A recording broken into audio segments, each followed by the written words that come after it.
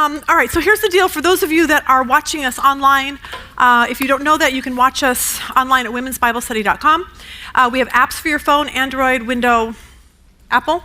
We have a Roku channel and YouTube, so you can watch us any way. We always say you can watch Bible study anytime, anywhere, whatever that looks like. We are in the middle of a series in the book of Revelation, not certain why I ever decided to do that, called The Clock is Ticking. We are on lesson 20 in our actual series, but we're going to take Joel's 3 sessions. We're going to push them together in its own little mini-series, and that will hopefully be available in the next few days. I say that so David's having a heart attack right now, so there you go. Okay, the first time I ever taught Revelation, it was actually the second time I ever taught it, and we put it on video. It was the first time we ever videotaped anything, which I realize now that was kind of the stupidest thing we ever did, but what I realized is that when someone asked me to teach Revelation, here was my thought. How hard could that be? What do you think about that? Yeah. But here was my thinking. It can't be that difficult. I'll just go pick up some commentaries, John MacArthur, Tim LaHaye, Chuck Swindoll, Mark Hitchcock. We'll just pick up some books and I'll study and we'll just teach it. And what happened is that I found myself following what tradition said instead of what actually maybe the Bible said. And I would come across things and I'd be like, I don't think they're right on this, but my thought was, they're just way smarter than me, so I'm just going to go with it. And now I wish that I hadn't. And if you'd watched our first Revelation series online, this is my public apology, because I think a lot of it probably wasn't right, and I'm hoping desperately to get it right this time, which is why you're here, to make sure that it gets right. So God kind of gave me a second chance on that. So here we go. What do you think about that? Here's Joel. I'm going to put up here his books. He's kind of we talked about this morning, New York Times bestseller, author, whatever. There you go. He wrote Mideast Beast. That was your first book you wrote? Second. His first book was called Islamic Antichrist. And he said if you really want to understand about Islam and why he thinks that the Antichrist will be Islamic, to get that one first. And then this was your second one. You wrote Mystery Babylon. We'll talk about that. That'll be our second session today. You wrote God's War on Terror. You wrote, what does it say, when Jew rules the world?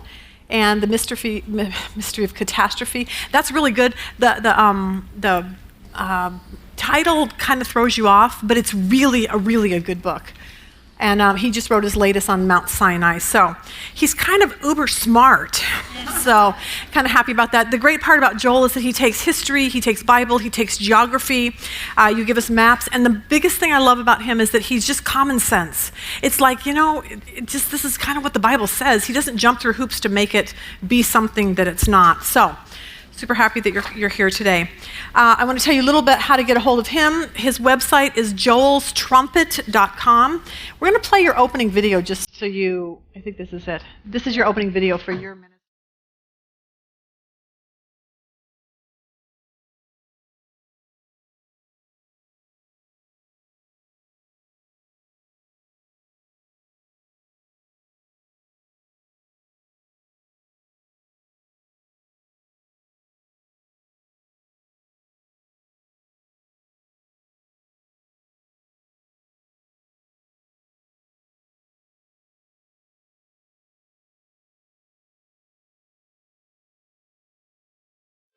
All right, so I want to just ask you before we get started, he has probably over 100 videos on his website. He deals a lot with what's going on in the Middle East, a lot that's going on with Turkey and Egypt, and he's very, very involved in all of that. But I asked him last night at dinner, I said, what is your ministry about? Like, what is your actual heart for everything? So take it from there.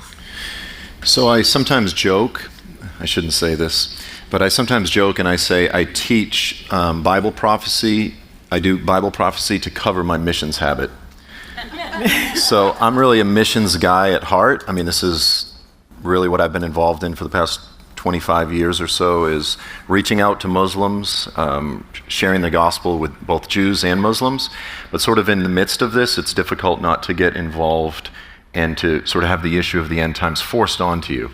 And so back in 2003, I started writing my first book, Islamic Antichrist, and sort of one thing led to another. It's a subject a lot of people are very hungry to understand, so there's a huge need there. So, I travel around the country, and I do a lot of the prophecy conferences and this sort of thing, but behind the scenes, I'm working with the largest underground church in Iran, in the Persian-speaking world. We're sending in, through Israel, we're sending in doctors and medics, Christian missionaries into Syria, Jordan, Lebanon, and so we're just involved in a whole bunch of different things. And these are not, I joke, by the way, I take the return of Jesus and the study of the end times very seriously, but these things are not mutually exclusive. They're really integrally tied to one another. So that's sort of a good summary of it. Now, today we're going to talk about the Antichrist in our first session. And most of us have been taught that the Antichrist will come from the European Union. He'll come from Europe someplace, and that's kind of... But you take a completely different stance on that. And just for some of you, Joel is not like just this cuckoo crazy person out there. I turned on the other day a video on what he teaches, and John MacArthur was teaching the exact same stuff. Kay Arthur says she loves your book and agrees wholeheartedly with it. If you come from a more charismatic background, you've got Jim Baker, you've got Pat Robertson, they all agree with what Joel says. So this isn't something that's just weird, so it's just something we don't talk about. And I think because we don't talk about it, we have no answers at all. I'll tell you what happened this weekend. I was with my family up in Flagstaff. My brother-in-law, I have the coolest brother-in-law. I have the coolest brother, too. He's here today. But my brother-in-law, he's so cute because he always asks really deep questions. And so he said on the other morning, Sunday morning, he said, I want to have a Bible study on end times. That's super easy. So I grabbed all your stuff, and we worked through it. And he said the most amazing thing. He said, so what you're telling me, he says, for one thing, I've never heard any of this. And he said, what you're telling me is when all this stuff starts happening, 95% of Christians will have no idea what's going on. And I said, you're right, they won't. And it's terrifying. And we want to change that. We want to do something to make it to where we're ready and we're prepared for what's coming down the road for all of us. So, okay, talk about Revelation. Or you can't really do Revelation without Old Testament. So talk to us about that. Yeah, let me begin actually with something that you just said. So just to understand this whole issue of the centrality of Islam in the end times. Okay, if you're a realtor, what is the most important thing? Location, location, location. If you're a student of the scriptures, what is the most important thing? Context, context, context, right? So just a simple way to understand is this book, it is and always has been. What is the context of it? It is and has always been Jerusalem and Israel-centric. That's the context. Everything unfolds there in Jerusalem and in Israel and in the Middle East. But what happens, particularly with Revelation, is when we open the Bible, it's just a very natural thing is we impose our worldview into the pages of what we read. So we read all about the end times and this evil end time dictator and these evil end time philosophies and ideologies, and we look at our world and we impose it in here rather than beginning with understanding the context. So all's I am essentially articulating is the fact that this book is about Jerusalem and Israel and the nations that surround Israel. That's the head of the spear. It's not to say the United States and the rest of the world is not relevant. It's just not central. This book is not primarily for Americans. Everyone goes, what? But the world revolves around us. Surely God's world must revolve around us too. And you're like, actually, that's not the context. So that's where we start. Now, with regard to Revelation, the question was... Do we want to go to the first verse? Or do you want to say something else?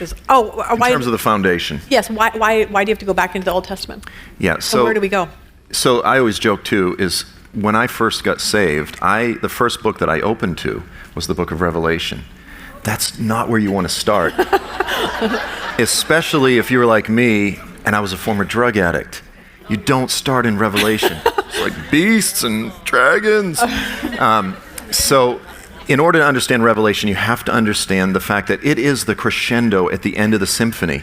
This comes at the end of the Bible for a reason. It's built upon so many quotations and allusions and echoes back to the foundational material in the Old Testament. The problem is most Christians are completely or largely Old Testament illiterate.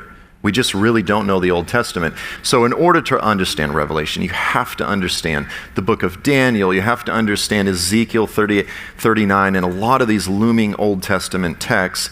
And Daniel chapter 2 is one of the most essential foundational prophecies that you have to understand first if you want to understand some of these more complicated, symbolic, difficult passages in the book of Revelation.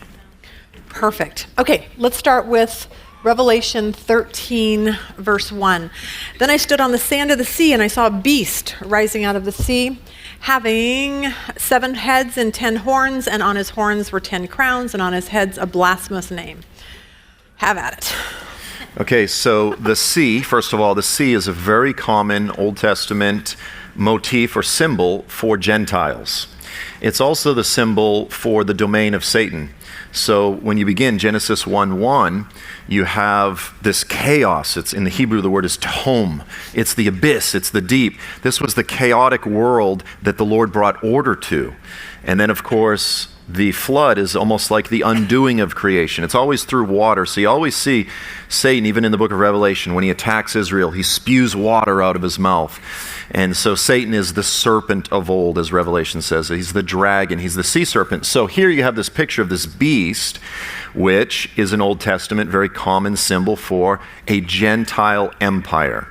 So here you have a Gentile empire emerging up out of the Gentile world, and he is, as sort of we'll see, he's a reflection of Satan himself. He is, if you will, a puppet of Satan. Because people think Satan, well, how does he work? Well, he comes to us, he's creeping around, he comes to us in our dreams. Well, that's true.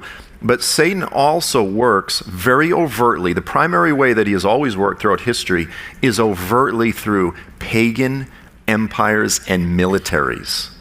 You can look at through foreign, not just foreign, assuming that we're not the Antichrist, but we're not. But he works through pagan empires, and he uses them to come against the people of God. And so this is what you have. Now, it all seems very strange and unusual. It's actually not that unusual.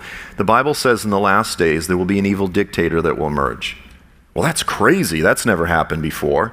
Yes, it's going to happen again, and there will be a significant, powerful empire, significant military force that will be behind him. So we've seen it play out dozens of times throughout world history. It will happen one final time in the last days, and so this is sort of what it's warming up to introduce. What should we start looking for? Like as far as when it comes to, all of a sudden he's going to come, because we were talking about he's a little horn, and he's kind of inconspicuous. Like it's not like he's well known right now, and he just kind of suddenly rises up. So what should we start be looking out for? So again, Daniel chapter 8 and Daniel chapter 11 are two of the most foundational chapters that help us to understand Revelation. One of the things that they teach is that the Antichrist will begin as a little horn. What does this horn mean? Horn is simply a symbol for a king, a symbol for a ruler. This is used multiple times throughout Daniel. So we have that symbol. It's very clear. And by the way, you go, well, how do you know these things? Well, because an angel shows up and explains it. This is the thing. Sometimes we go, well, there's horns and heads and beasts, and we go, what? The Lord is very faithful, and he sends an angel, and he goes, listen to me, here's what it means. And so often I see Christians, they go, well, I think it means this. And I go, it's fine that you think it means that, but the angel says it means this. So if we simply read the rest of the chapter, which is important to do, usually it explains it. So back in Daniel, we know that a horn is a king. It says he will start out as a little horn, and then he will rise to become great. So he begins as a political player of seeming insignificance, and he emerges to become a regional power player, and he's able to gather together 10 kings under his control. So we're dealing with a 10-nation coalition. Yea, he's the 11th. And it repeats this about 8 times between Daniel and Revelation. It emphasizes that number of 10, 10, 10, 8 different times. So we're looking for a 10-nation coalition, a 10-nation empire, an alliance, whatever you want to call it. Who knows what it will be called, but it will be comprised of 10 separate rulers or kings, or we could say presidents or prime ministers, or whatever form they'll take. But that's the gist of what it's warning us about. In Daniel, it talks about how Daniel's told to seal up the prophecy until the end times. Do you kind of feel like because of what's happening in the world today that it's becoming unsealed, or how do you view that? Yeah, so it's interesting. At the conclusion of the book of Daniel, it says this. It says, many will go to and fro, knowledge will increase. Now, what most people do is they look at that and they go, wow, that's proving out in our day. People fly all over the world with travel, and look at the internet. Knowledge has increased. And that seems like, wow, travel has increased, knowledge has increased. But actually what it's saying, when it uses the language of to and fro, and knowledge will increase, and then it says the prophecy will be sealed into the last days, what it's actually saying is that many will study the prophecy of Daniel, and they'll go over it back and forth, and the knowledge and understanding of the book will increase until the last days when it will be unsealed. So it actually specifies that the primary interpretation of this text down through history is not going to be fully accurate, that it will be opened up the closer that we get to the return of Jesus. So that's interesting. And I think part of the opening up and understanding is just the church coming to recognize, again, the context, that it's Israel-centric, that it's talking about the nations that surround Israel. It's talking about this ideology that hates Israel, that wants to possess the land of God, that wants to kill the people of God, both Jews and Christians, the covenant people and those who will be brought into the fullness of believing in Jesus, as well as those who are Gentiles who do now. And so, you can look out at the earth right now and you can see that there is such an ideology. It's right in front of us. Until 9/11, we really didn't pay that much attention. Now the world is being forced to pay attention to Islam. And geographically, it just so happens that these are the nations that surround Israel. They're the same peoples that have been attacking them from the beginning of the book. And they're the people even, and I don't like to get into DNA kind of stuff because it can become dangerous there, but it's the same people. You go back to Isaac and Ishmael, you go back to Esau and Jacob, and these are the descendants of those that rejected their inheritance, that were in conflict with the promised plan of God. So the story itself of the Middle East is biblical. It's just playing out in our day right now. So I think this is a big part of it in terms of the Lord helping us to understand what these things are saying. We look out at the earth right now and you go, oh wow, this actually makes complete sense. Yeah, when I first heard you talking, I was like, it's the only thing that makes sense. So, all right, let's go to the second verse here. The rate we're going, we're never getting through this. Verse 2, now the beast which I saw was like a leopard. His feet were like the feet of a bear. His mouth like the mouth of a lion. The dragon gave him his power, his throne, and great authority. Okay, so this empire is a combination of a lion, leopard, bear. Well, Daniel chapter 7 tells us that the lion, leopard, bear is Babylon, Medo-Persia, and then it uses the word Greece. The Hebrew word there is actually Yavan, and in Daniel's day, Yavan was not Greece, like Zorba the Greek, Tasso's Greek restaurant. It was Western Turkey, Western Asia Minor. Okay, this was called Ionia. And so it included the islands of Greece, but it was really more specifically Western Asia Minor. So we're dealing essentially with Babylon, that's modern day Iraq, Medo-Persia, that's Iran, Syria, this part of the world, and then Turkey. Okay, so it's saying that the last days empire will essentially be a Middle Eastern empire. It's a combination of these historical empires, Babylon, Medo-Persia, and Greece, and Satan is going to give this coalition, this empire, his authority. This makes so much sense. Okay, we're going to do your presentation really quick, so you'll have to just look at the screen and then tell me what you, hang on, we'll take a second. Intro to the Islam. Okay, this map totally freaked me out when I saw it. Explain that to everyone, because it just that just takes the Bible and just makes it go, oh, I get it now. So the Star of David there in the middle, of course, that's the state of Israel. This is the place that Jesus is coming back to rule the nations from. This is where the throne of his father David will be restored. When Gabriel shows up to little Mary, he goes, Mary, you're going to be with child. He'll be the Son of the Most High. He will rule on the throne of his father David. Okay, so that's the throne of the Messiah when he comes back. Now, the nations that surround it in black or dark green, those are the Islamic majority nations of the earth. Now, when you look at, go to the next slide, You look at passages such as Joel 3, hasten and come. It's talking about the coalition of the Antichrist. All of you surrounding nations, and gather yourselves there. Bring down your warriors, O Lord, let them come to the valley of Jehoshaphat. It's talking about Jerusalem, for I will judge all of the surrounding nations.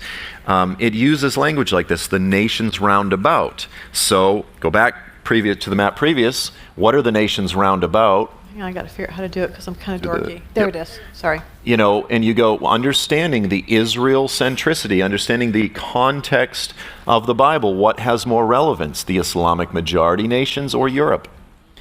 You see, because most prophecy books, again, because of sort of imposing this Western-centric lens into the Bible, we trace our history and culture and law and all these different things through Europe, through Rome, and so we just sort of impose an American lens of history into the Bible. We make it all about Europe, but what does the Bible make it all about? It makes it about the nations that surround Israel.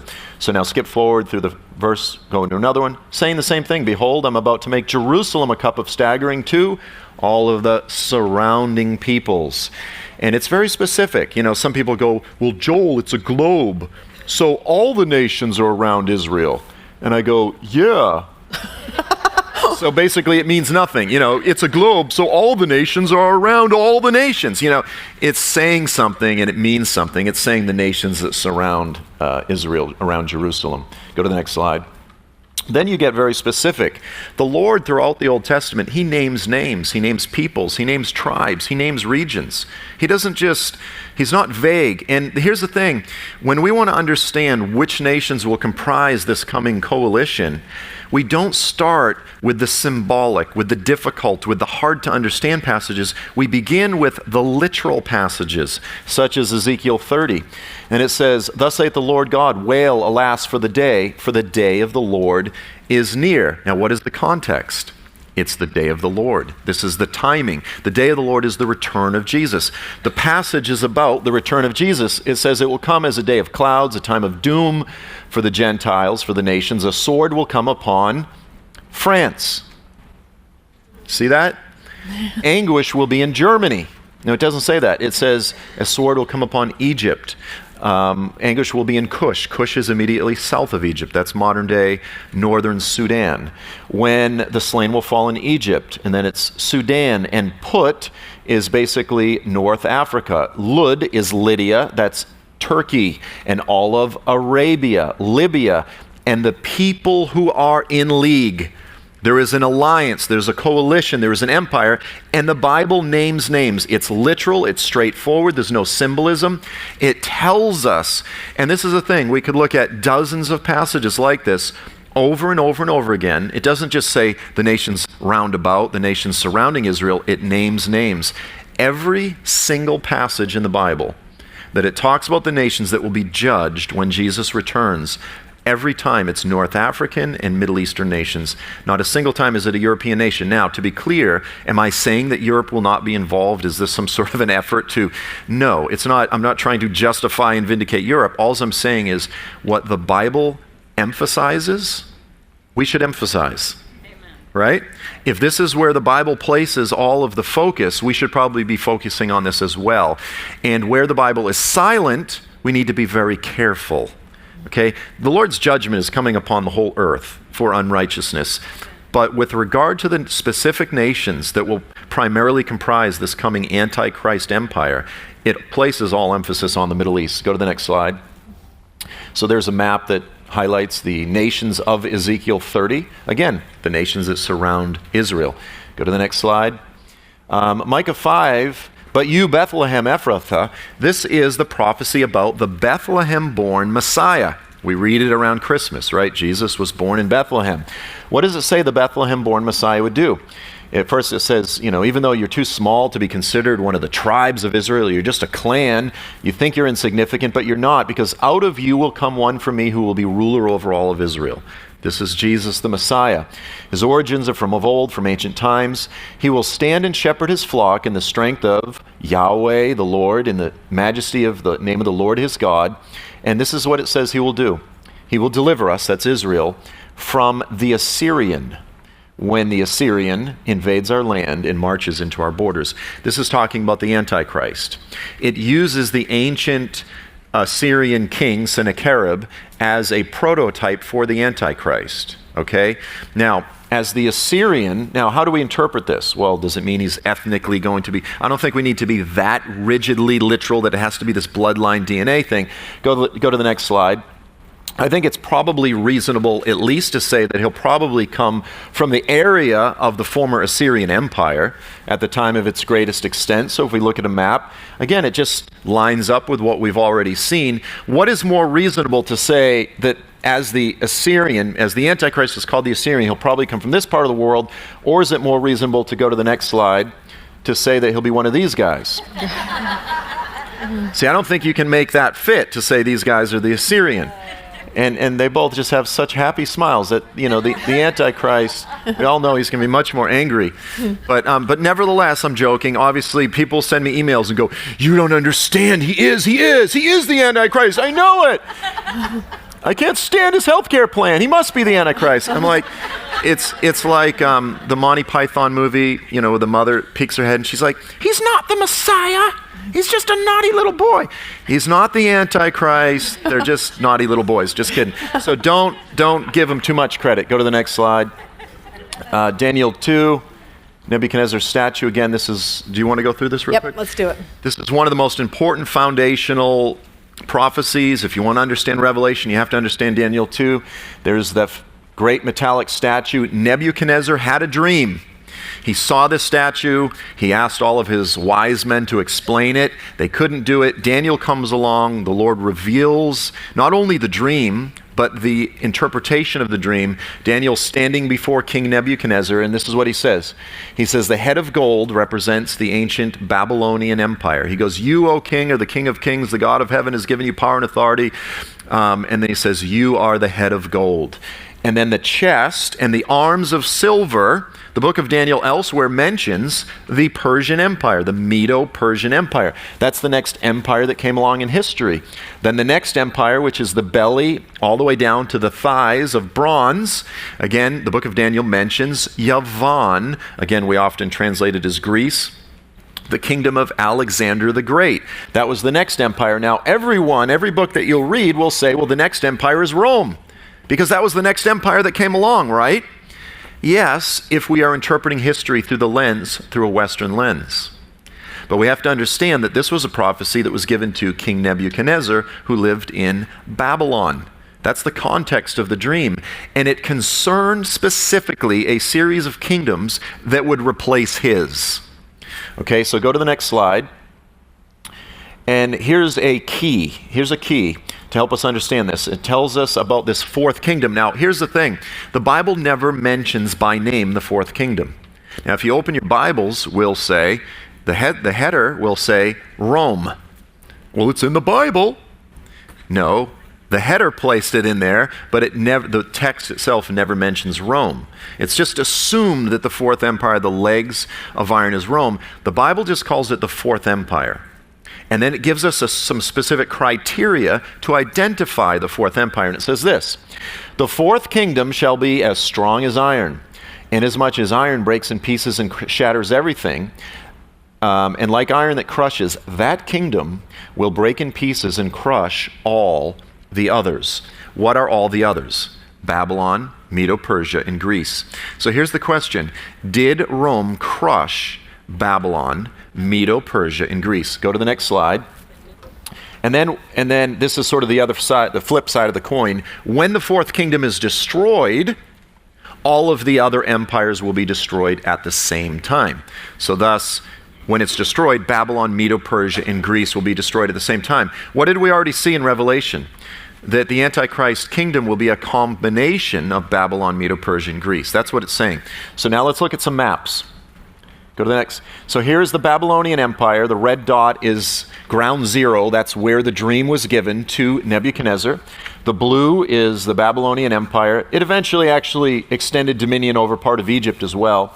Go to the next slide. The next empire was the Medo-Persian Empire, massive empire, expanded all the way from India to Europe, down into North Africa. Then came the Alexandrian Empire. Next slide. the Grecian Empire. So the Antichrist Empire will be a combination of these three. Go to the next slide. Then you have the Roman Empire. You remember in Sesame Street? They would split up the screen and they would have like a kid throwing a ball and another kid tossing a ball and another kid bouncing a ball and then some kid with a hula hoop or something, and it would say, one of these kids is not like the others, one of these. All of a sudden you get to the Roman Empire and everything shifts west. Now it did extend into the Middle East a little bit, but did the Roman Empire crush all the others? No. It didn't. You kind of go, some of it, part of it, you kind of have to shoehorn it in. I ask my friends from Iran, I say, did the Roman Empire crush you guys? Because the Bible says it would crush Persia. And they go, no, never crushed us. Now go to the next slide. Did the Islamic Empire, the Islamic Caliphate crush all the others? Absolutely, without question. So here's the thing is, the Bible says there would be another kingdom that would come, that would crush and conquer and replace Babylon. There's really only one empire in history that meets the biblical criteria, that is a combination of Babylon, Iraq, Persia, Iran, and Turkey, Grecia. There's only one empire. If we're just talking just mere geography, and that's the Islamic Empire. If we then get into other issues of conquering, crushing, such as language, culture, then Islam once again meets all of the criteria. It was an Arab supremacist force. It burst forth out of Arabia, wherever it went, in Iraq. Why do they speak Arabic in Iraq today? Because it was an Arab colonization, if you will. Why does some guy in North Africa name his children Arabic names? Because it was an Arab impositional empire. So on and so forth. And wherever Islam goes, it destroys, it erases previous cultures. You know, you see ISIS, they're smashing the old statues with sledgehammers. They erase previous cultures, and then they rip the crosses off, and then they put up the crescents. And this is happening all over Europe, all over the world right now, and it's been happening for 1,400 years. It is the crushing empire. The Roman Empire, on the other hand, it was a tough empire. If there was a rebellion, they had a strong military, they would put it down. But it's actually just the opposite culturally. They built infrastructure. They added roads. They added aqueducts. They added the Pax Romana laws, because it was all about building a successful empire so that all the tax money could flow back to Rome so that they could all live like pigs. Islam, on the other hand, was like this crushing thing that would just wipe out cities. It would desolate, it would literally raze cities and then march 40 to 60,000 women as slaves back to Mecca. And they would just take everything like a vacuum cleaner. It meets the biblical description of the iron-toothed beast of Daniel 7 that crushes and devours everything wherever it goes and then tramples the residue with its claws. It meets the biblical criteria of the fourth kingdom that would conquer and crush all of the others. So that's a very quick overview of why I believe that the Islamic Empire meets the biblical criteria, whereas the Roman Empire really doesn't. You can sort of try to shoehorn the Roman Empire in, you can try to, but again, I think in order to do so, you have to have a Western lens of history. And if we understand the context of the dream that it was given to Nebuchadnezzar, that the subject were a series of empires that would conquer his empire, then the Islamic Empire fits far better, far easier, without any shoehorning than the Roman Empire. I was thinking too how, like even in the United States, or even like suddenly now we're seeing many more mosques. We're seeing more. So because I was thinking, how would people in the United States, like if everyone's going to be beheaded, let's just say at some point, why would they do that in the United States? But it seems like there's such an uprising now that maybe the people of Islam here in the United States would listen to the Antichrist. Like I was trying to figure out how it could become a worldwide thing, I guess is my question. Yeah, and so what's interesting is that we have this idea that the Antichrist will control every single nation in the world. Now again, what does the Bible repeatedly emphasize over and over and over again? It emphasizes 10. So I don't personally believe the Antichrist is going to control the governments of every single nation in the world. I believe he's going to control 10. But I think he's going to have global influence and power and reach. And how will he do that? Well, he has people everywhere. He has followers everywhere in every nation.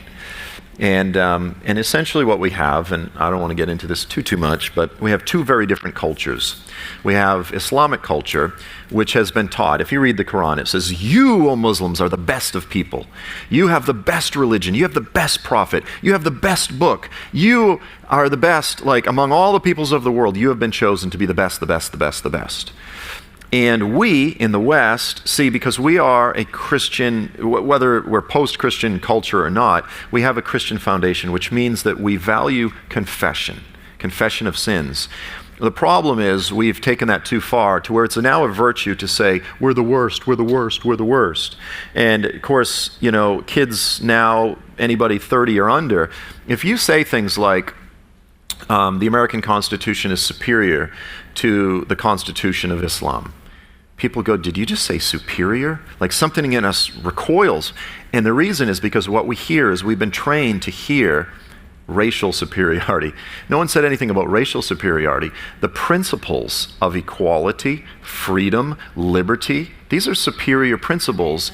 Now look, we've fallen short in attaining these things as a nation. We fall short all the time, but we strive for them. These are good principles that are worth fighting for and dying for, as opposed to Sharia law, Islamic law, which says, for instance, that the value of a woman's testimony in court is only half that as valuable as a man. That in order for a man to be convicted of rape, there has to have been either 2 male witnesses or 4 women. That's evil. And we can say our system of our foundational documents are superior. But we've lost the ability to have cultural confidence because we've gone overboard in apologizing for how terrible we are as a culture. Not everybody, but so you have this very weak culture that just rolls over and feels terrible about itself in this extremely confident culture. And when those two come together, it doesn't take much to steamroll for one to steamroll the other.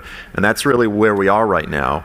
And then you have, this other margin of people that are frustrated and angry and, well, why is it this way and so forth. But it's the perfect storm is what I'm saying. And this ideology that's spreading, I want to be very clear. We're called to love Muslims. We're called to reach Muslims. We're not called to be afraid of Muslims. This is absolutely important. However, as an ideology, Islam is satanic. It's evil. It's a false religion. It will not save anyone. And it was birthed out of a very demonic revelation. And so, we have to be honest with regard to the ideology, but that doesn't mean that we can compromise our mandate to love our theological, our political enemies, you name it, as Christ loved us, right? So that's just some of the cultural reasons why I think even as a small force, Islam already is exerting a high level of influence, and we're 20 years behind most of Europe. So we don't even really quite understand what Europe is already dealing with in terms of the colonization, if you will, of Islam. Okay, let's go to verse, let's see. Do you want to say anything about this? You can keep going. I think we pretty much covered it. Yeah, there's just another map. Go back. So. Hang on, I told you. Yep. So the area in light, that's the area that was never crushed by Rome. When you say light, because I see gray, white, and blue. I'm confused when you keep saying the... Okay, the area on the right. The white? Yeah, the light or the white. Okay. That's the area that was never crushed of the other 3 empires, and then the area to the left is the portion that was crushed. So the point is, did it crush all the others? And the best you can say is, maybe part of it, but most of it hadn't been. So I think we covered all that. Okay. Crush means, did we talk about that already? Yeah, it's more than just borders, it's culture, it's religion, it's languages, it's all of those things. Okay. There it is. This is talking about the Antichrist empire, although it reminds me of my 8-year-old son with cake. After that, in my vision at night, I looked, and there before me was a 4th beast. The beast is the same thing as the legs of iron in the statue. Terrifying, frightening. It had iron teeth. It crushed and devoured its victims, and it ate the crumbs off the floor. No, it trampled underfoot whatever was left. So this is a picture, Christianity being the struggling minority in the Middle East, and then ISIS comes in and it's just devouring the residue with its claws. It's a perfect picture of what we see today. And so again, skip all the way to the last picture. Oh, so there's an example. Rome allowed Rome allowed the Jews to have their temple. They didn't devour and crush them.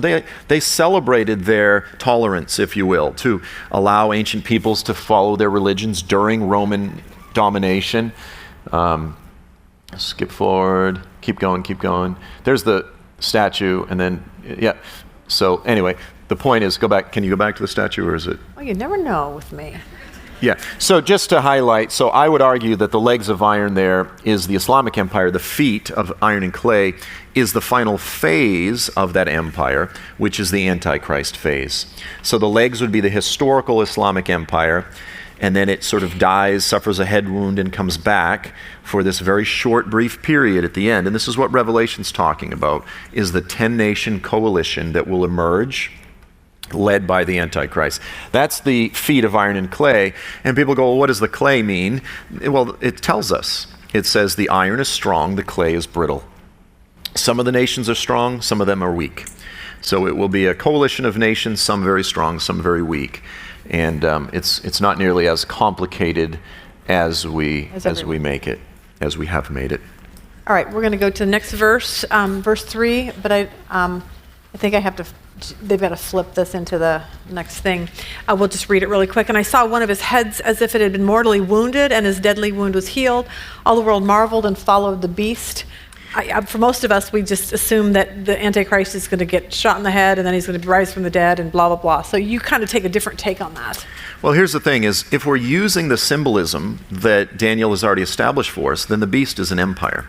But there's kind of a funny telescoping principle here, because is it the kingdom or is it the Antichrist as an individual? Well, this is the difficulty, kingdom.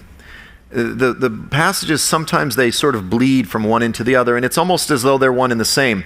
But I would argue that based on these previous passages of Daniel 2, where you have a single empire with two phases. You have the legs of iron, and then you have the feet of iron and clay. And then in Daniel 7, you have this beast, out of which come these 10 horns. One empire, two separate phases. It actually says the horns come up later. I think it's telling the same story. One empire, two phases. So here, when it says the beast would suffer a head wound, but then come back, I think it's just reiterating what it's already said, which is the empire would disappear, it would die, but then it would come back. Now, could the Antichrist get shot in the head as an individual and sort of have a fake resurrection? That's possible. That may be. The king himself may have such an experience in his own life. But if the only thing that happens is an empire comes back, that may be all that is required to fulfill this particular prophecy. Okay. Which, by the way, I would say, well, when did the fatal head wound happen? To me, it would be the Islamic Empire existed for 1400 years, and then it was culminated up in the Ottoman Empire. Mustafa Kemal Ataturk abolished the caliphate. The caliphate is, just call it the Islamic Empire. And the office of the caliph is the ruler. He is the pope, the president, and the general, religious, military, political, all wrapped up into one office. Ataturk abolished the office of the caliph, broke up the caliphate, and so in 1923, 1924, this empire that existed for 1400 years suffered a fatal head wound. And this is why all these radical groups, Al-Qaeda, Muslim Brotherhood, ISIS, what are they trying to do? Revive the caliphate, revive the fatal head wound. And the scriptures say that that will happen in the last days and an empire will be revived. That's interesting. Verse 4, so they worship the dragon who gave authority to the beast, and they worship the beast saying, who is like the beast, who is able to make war with him? Do you want to talk about it or go to verse 5? And he was given a mouth speaking great things and blasphemies. He was given authority to continue for 42 months. So the dragon, again, being Satan, elsewhere it tells us that. The serpent, the dragon, is the devil of old. And they worshipped him. Now, worshipped him means, the word there, again, it's proskuneo. So it could mean worship or it could mean bow down before and give subservience to. It doesn't necessarily mean they worship him as God, although in a roundabout way they are. But the point is that they're essentially following Satan. By following after this empire, there is also a religious component to it. It's not just a in alliance or in allegiance to a nationalistic cause. This is a religious empire. So by following this empire, they are, for all intents and purposes, worshiping Satan. Now, this is very politically incorrect today. You know, you say to your Muslim neighbor, well, I believe that you're worshiping Satan. That's probably not good social skills. But here's the thing. In Revelation 2, Jesus says to the church at Pergamum, he goes, I know where you guys live, because there in Pergamum was an altar to Zeus. Zeus was the big Greek god of the pantheon of the Greek pantheon. And Jesus goes, I know where you live, where the throne of Satan is. Jesus was not politically correct at all. He called Zeus Satan. So you don't say to your Greek neighbors, hey, you worship Zeus, I worship, the God of the Bible. Hey, to each his own. No, Jesus said, I know where you guys live, where the throne of Satan is. So the point is this: Satan masquerades as all kinds of false gods. Anybody other than the God of the Bible that someone gives worship to is ultimately giving worship to the dragon.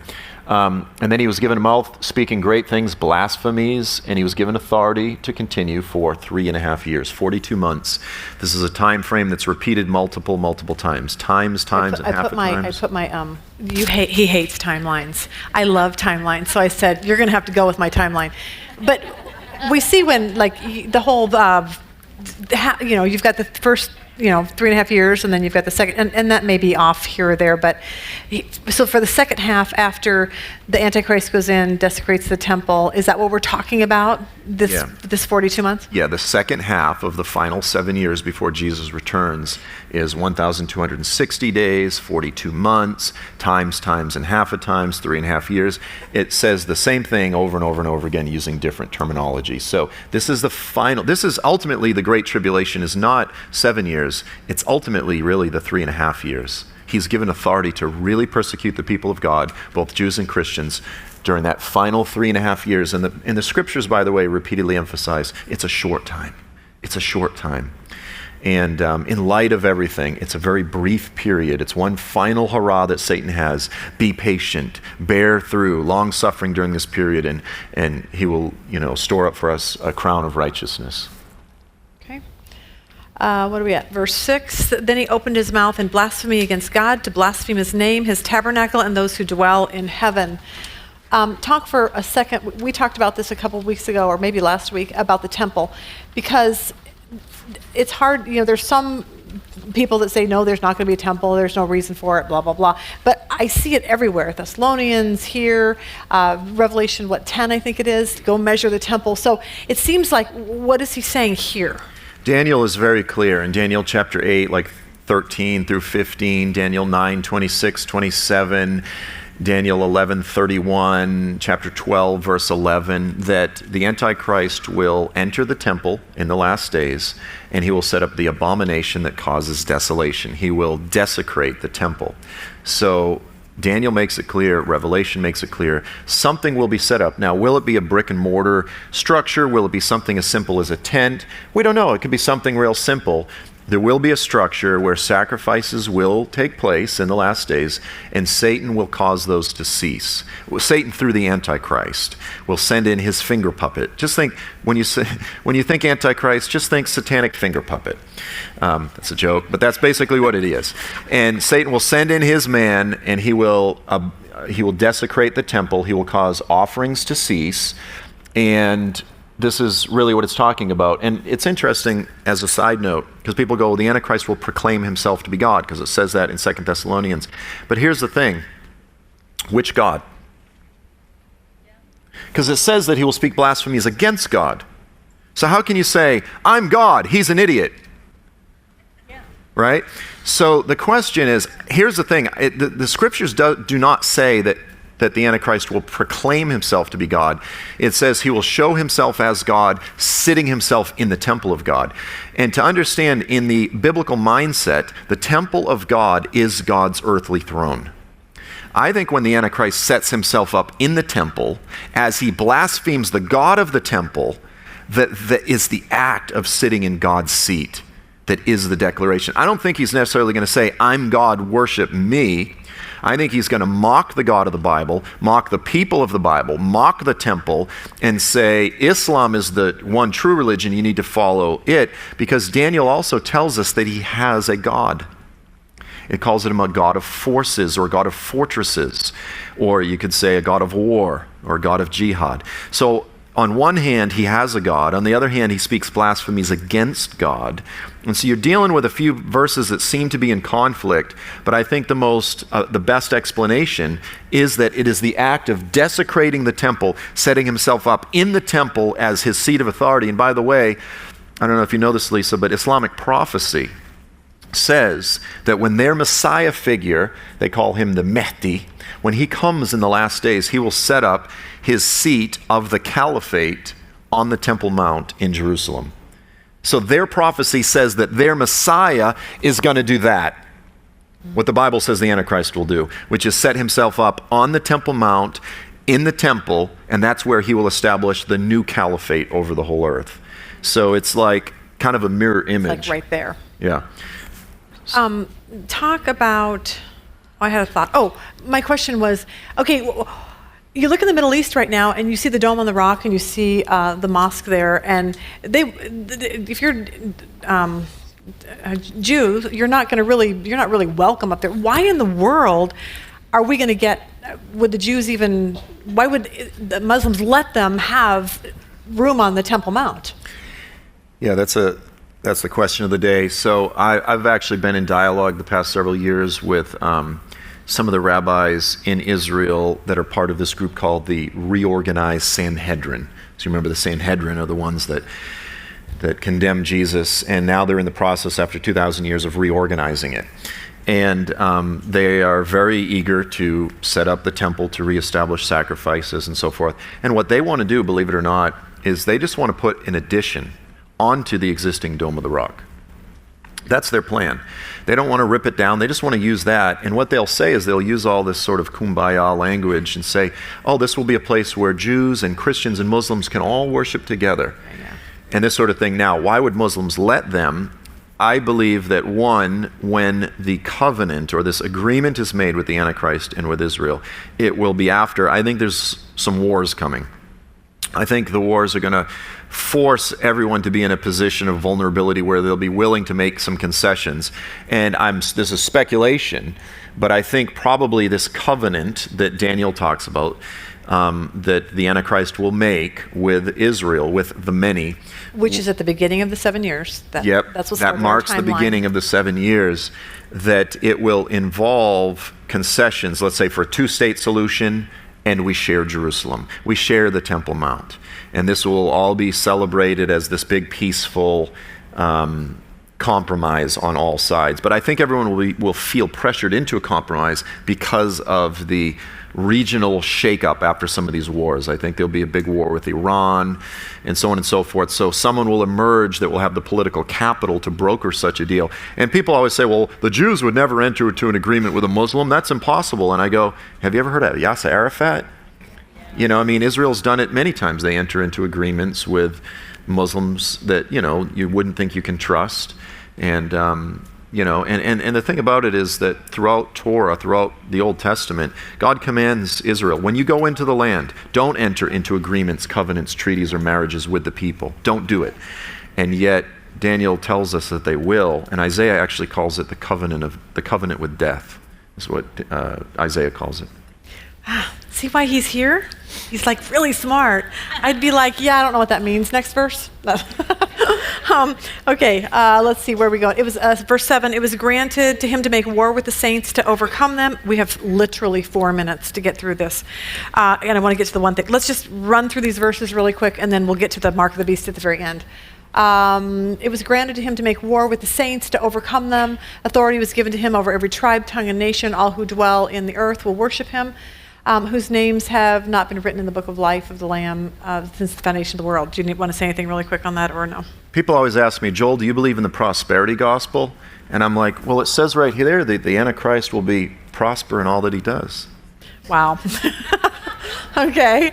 He'll be able to overcome the saints. So this is a point, though, is that the Lord will allow him for a season to overcome his people, his holy people. That's an important So people will die, and that's why we always say, people need to understand what it means to follow Christ. It's not just, I ask Jesus in my heart and we're all good to go and I get to go to heaven. It's really not about that. It's literally about giving your life to him, saying, what do you want me to do? And if that means I have to die for you, I'm all in.